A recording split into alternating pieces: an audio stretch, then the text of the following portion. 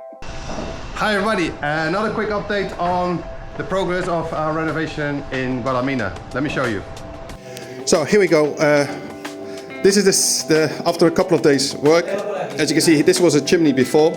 We were supposed to take it out and we thought we had more space to actually push the wall a bit backwards.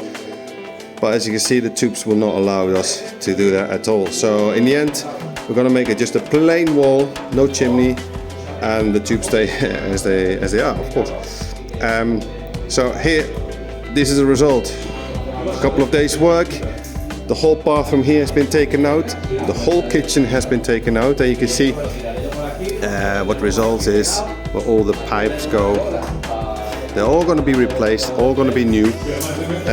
All the electricity has been taken away now as well, because it's all going to be new. And the kitchen, as I said before, it's going to be semi-open.